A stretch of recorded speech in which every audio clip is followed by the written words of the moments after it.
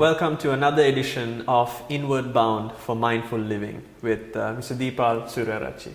I just want to track back to a point that you made and something practical as well, Mr. Surarachi. When we started off these sessions, you actually pointed out very correctly, and something that I've tried to inculcate in my practice as well, to actually be aware of one specific thing and then bring your mind to that and focus on it. But then let's assume, this has happened to me quite often, that something else sort of overtakes that and some other sensation takes your psyche, and then your mind starts to shift. Does that mean that, in your words, I think, have I lost the plot? Right, I think that's a common experience. And there are two types. Now, this is why I allow this to come naturally, because I want to stress this point. There are two concepts. One is you try to bring your mind back to the same thing forcefully over and over again. That's one technique, one type of work. Okay. But that people like you and I, who are very busy, is not possible to do. Right? Now, what we are trying to do is we are trying to develop the awareness constant. An object can be anything. Right? Now, when you remember how we started, we first allowed the body and the mind to settle down. Yeah. We didn't immediately say, you sit down and start watching your breath. We didn't do that. You remember, we allowed the body to relax and we listened to sounds. We try to come to the present moment. And then when you are really still, it takes a while. It can take a couple of minutes, it can be half an hour, it doesn't matter. But when that happens, in that stillness in your mind, you notice something moving. Because for mind to observe, it needs to move. Right. If things are not moving, you don't notice. And that's not natural in the context of the mind either. Yeah? Exactly. Yeah. That's true. That's why we always want to do something to get the attention. Yeah. So in this context also, what happens is when the mind is still, so it means you are not hearing, seeing, body is also fairly relaxed. Then the only thing that keeps moving is your breath. Right. That's when we try to observe the breath. Okay. So when you are observing the breath, you will notice that it takes various forms. Okay.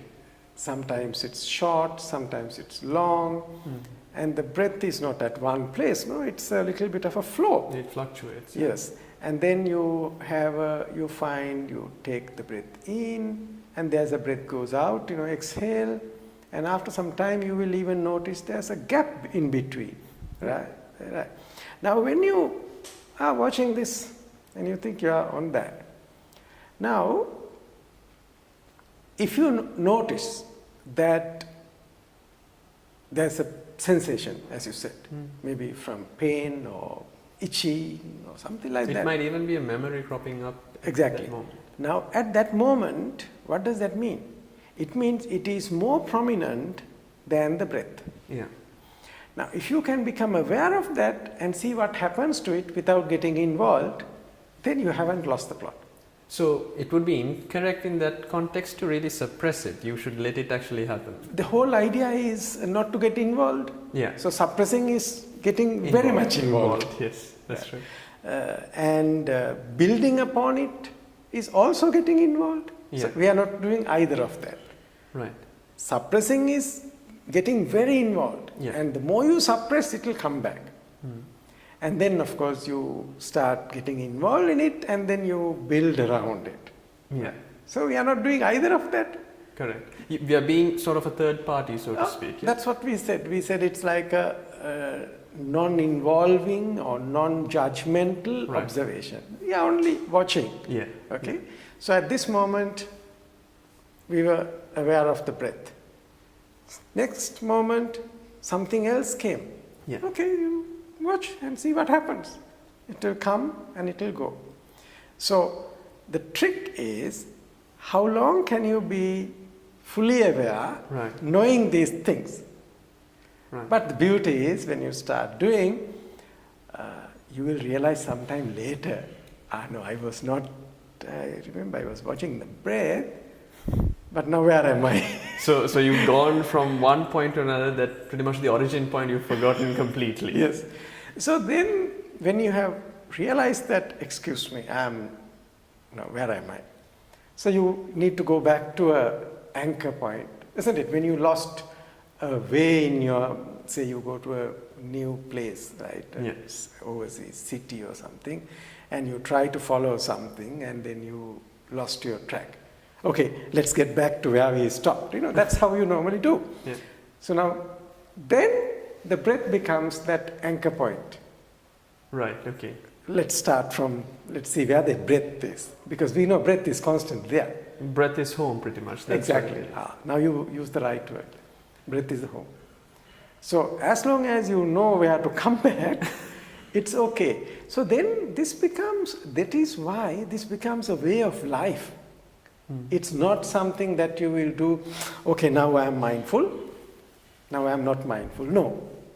You try to integrate the whole thing to your being so that you can constantly be aware. So there are moments that you are aware, there are moments that you are not aware.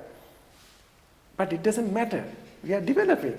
There's no hurry. So it's basically we are, as you very rightly said, we are looking at the process, the whole idea of being mindful, and that is the process. Thank you for bringing that word, because we are not looking at a destination. Destination is the process. Right. So in that regard, I mean, I think most of our audience also, when they're trying to practice it, they might feel that from whatever that we have been discussing, that okay, I can't keep my mind still, it goes all over the place. But the idea is then that you shouldn't really focus or be aware of those little things. Rather, you need to be aware of the fact that your mind is moving. You started from breathing, it has gone to this and that. And from that, I think you can understand about your psyche as well, like what you find priority. Exactly. Now, what are the kind of things that come? After you can recall, okay, what are the things that came? And it's very interesting. Sometimes these things you cannot figure out, why did I think of that? But it means it has been, in your file somewhere. This is a bit like a CCTV camera. CCTV camera doesn't change, it just records. Yeah. It doesn't interfere, you don't zoom in, zoom out, you don't do anything, you just capture. So when you do that, then what happens is you become more and more aware of your being, what you are thinking of and things like that. That's why I said at the beginning, there are two things that happens when you develop mindfulness. One is you bring your mind to the present moment, and then you become aware of what's going on. And when you put these things together, you develop insights. These insights are not things that you are going to talk about, but these insights are things that changes your life. You don't have to prove to somebody else.